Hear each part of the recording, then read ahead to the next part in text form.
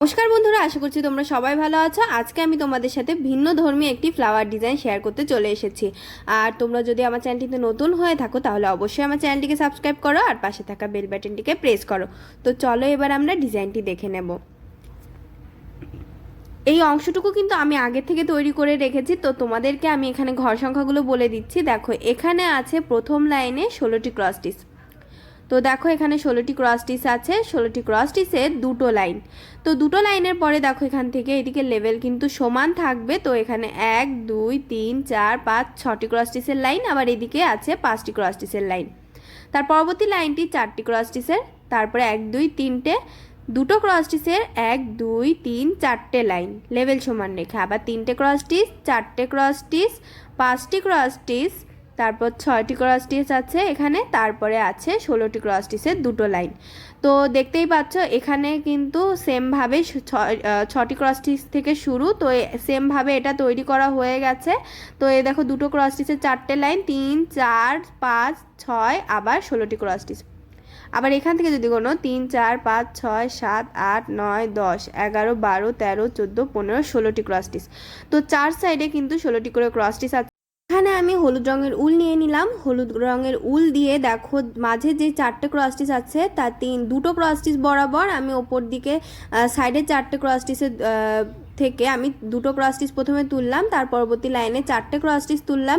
এতে করে কিন্তু 4টে ক্রস স্টিচ যেই মাঝে দুটো ক্রস স্টিচ থাকে সেই বরাবর দেখো 4 তোলা হয়ে গেল।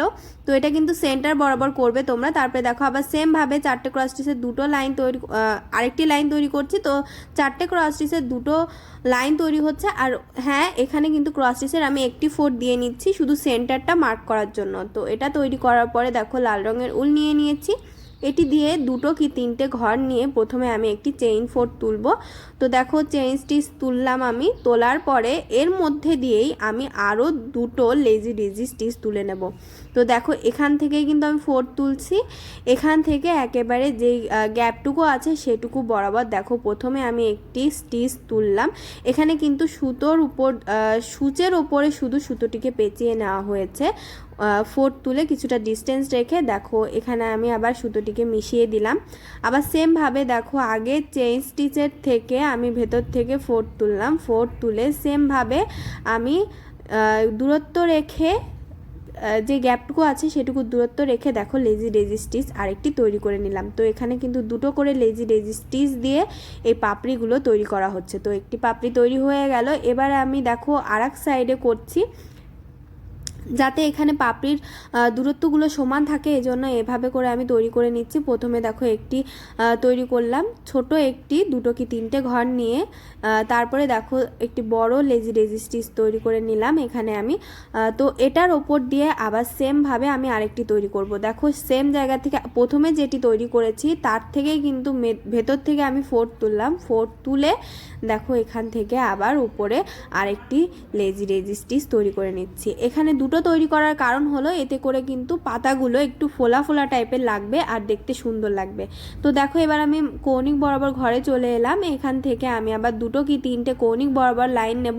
এটা তোমরা আন্দাজ মতো নিতে পারো, যেটুকুতে তোমাদের মনে হবে ভালো হবে সেটুকু নিতে পারো। তো এখানে আমি দুটো কি তিনটে নিয়েছি। নেওয়ার পরে দেখো আবার এইবারে আমি যেই সেলাইটা করেছি তার উপর দিয়েই দেবো, কারণ আমি যদি ছোট করে দিই তাহলে এই ফুলটির গোল শেপটি আসবে না।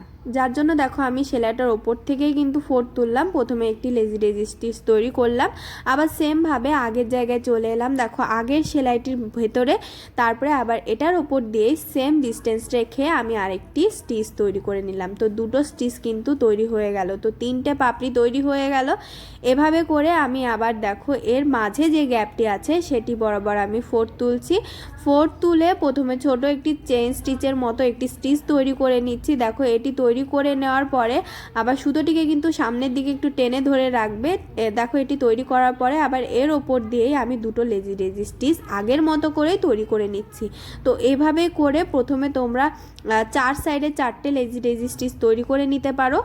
তারপরে তোমরা এই যে 4টে তৈরি করার পর কৌণিক বরাবর ক্রস স্টিচের ক্রস শেপে দুটো 4টে তৈরি করে নেবে। তো প্লাস শেপে প্রথমে 4টে, আবার ক্রস শেপে 4টে, তারপরে আবার যেই গ্যাপগুলো থাকবে সেখানেও এই লেজি ডেজি স্টিচ দিয়ে কভার করে নেবে।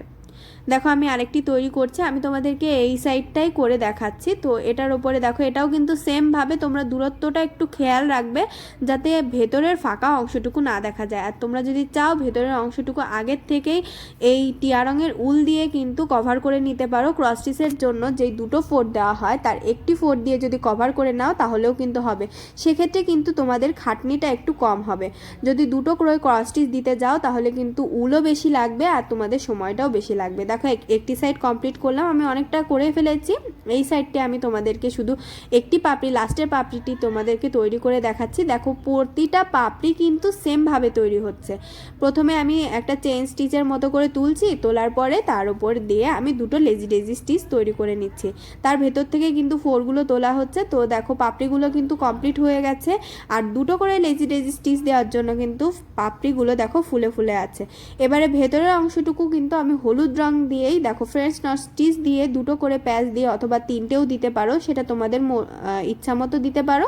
তো দুটো করে দিয়ে আমি এই ভেতরের অংশটুকু পুরোটা কভার করে নেব। দেখো সেমভাবে আমি শুধু এখানে কভার করে নিচ্ছি।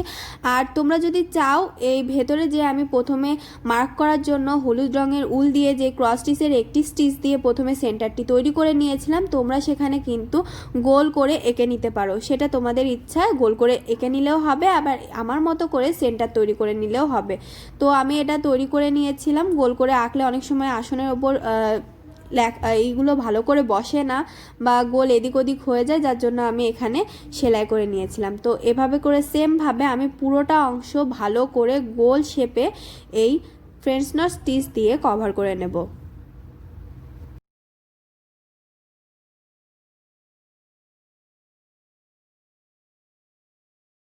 ডিজাইনটি তোমাদের কেমন লেগেছে কমেন্ট বক্সে জানাতে ভুলবে না। জানাবে কোন ধরনের ডিজাইন দেখতে চাও, আর ভিডিওটি ভালো লাগলে লাইক শেয়ার করবে। আর হ্যাঁ, তোমরা চাইলে কিন্তু আমার সাথে ফেসবুক পেজেও কথা বলতে পারো, সেটির লিঙ্ক ডেসক্রিপশনে দেওয়া আছে। আর অবশ্যই আমার চ্যানেলটিকে সাবস্ক্রাইব করবে।